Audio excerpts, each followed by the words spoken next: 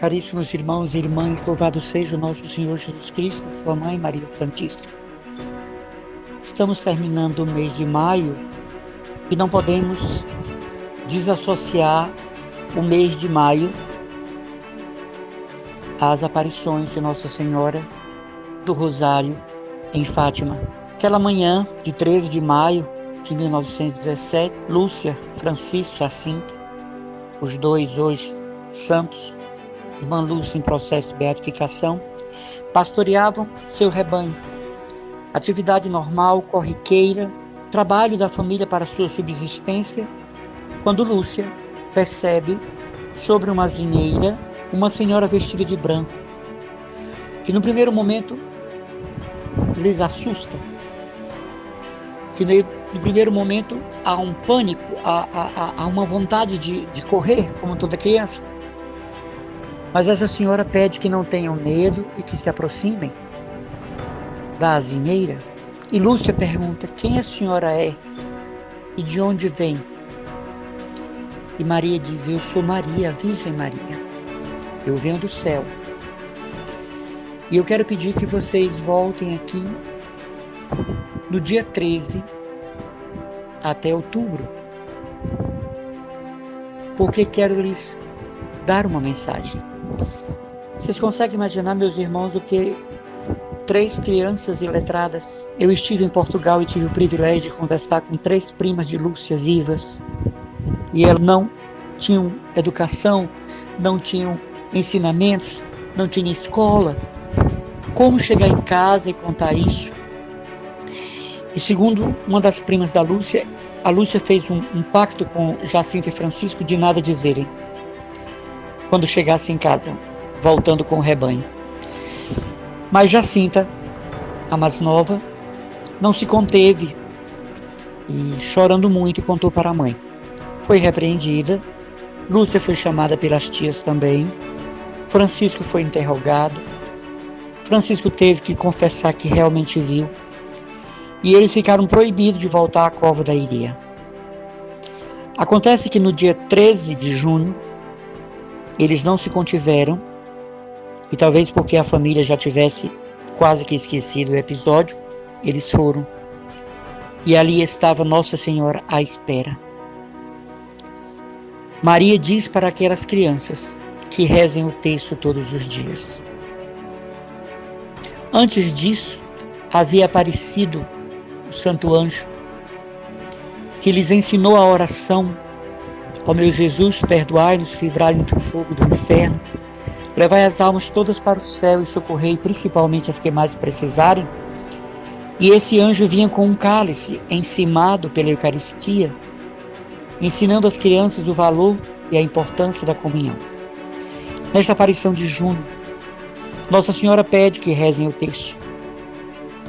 Nossa Senhora pede que o texto seja realmente uma mediação. Ela diz que tem planos com a reza do texto, que mais do que uma oração de repetição, é verdadeiramente uma oração de intercessão. É uma oração de mediação de graças. É uma oração que atinge o céu, porque foi a saudação angélica e por isso tem valor, e comove o coração de Deus em benefício da humanidade. Nossa Senhora diz na aparição de julho, e aí eles tinham sido levados à delegacia, à polícia, mas conseguem voltar para a cova da Iria, que Deus quer estabelecer no mundo a devoção ao Imaculado Coração de Maria. E que por meio deste coração queria salvar a Rússia, queria salvar da peste comunista. Nossa Senhora adverte que muitas pessoas morrerão. Estava se referindo à epidemia que viria, da gripe espanhola, que haveria uma grande guerra se o mundo não se convertesse, e que ela estava segurando a mão de Deus sobre a humanidade. Na aparição de agosto, a Santíssima Virgem pede para que se reze pelo Santo Padre e o Papa, que a Igreja combatida já então precisava das orações.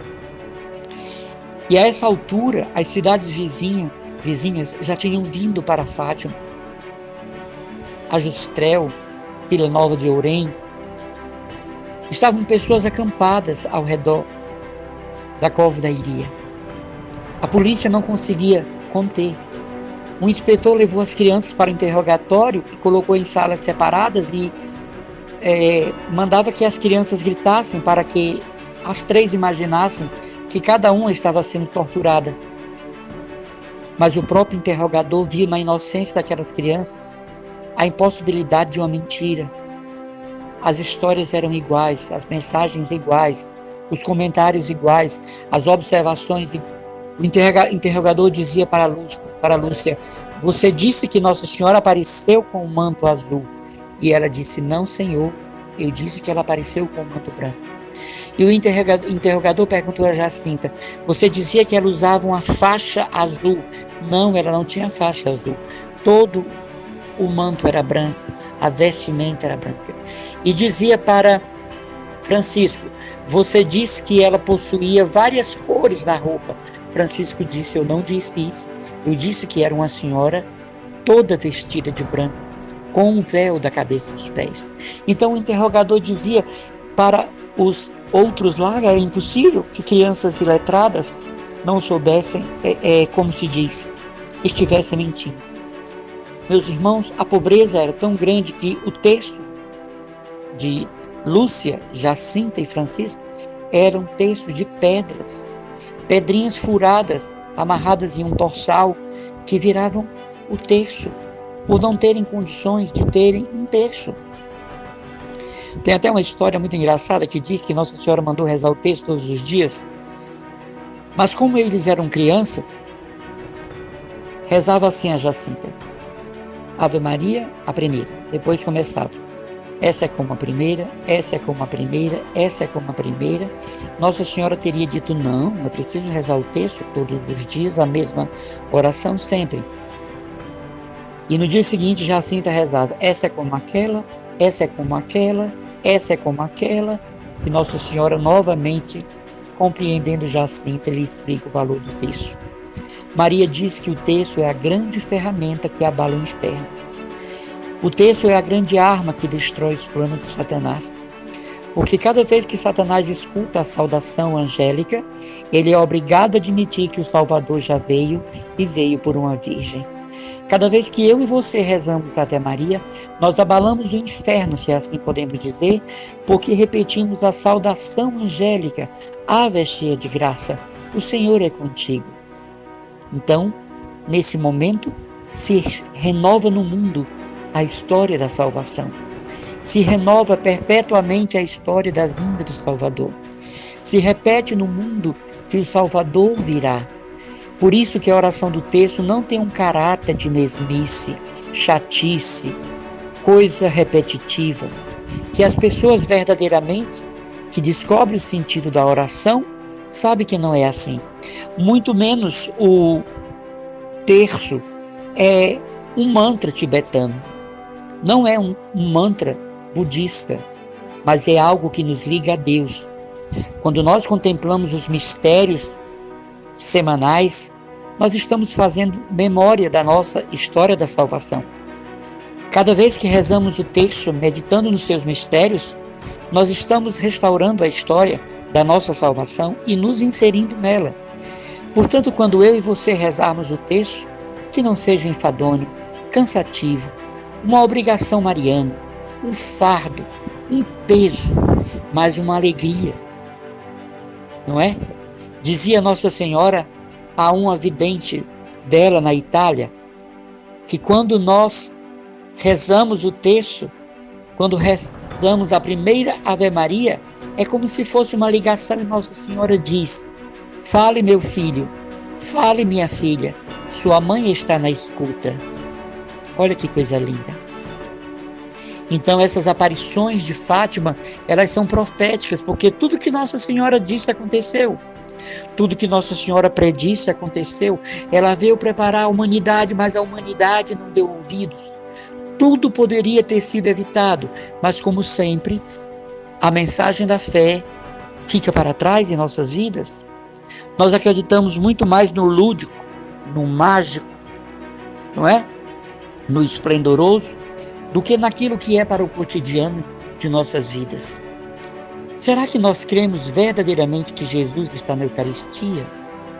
E por que só vamos para a missa no domingo? E quando dá?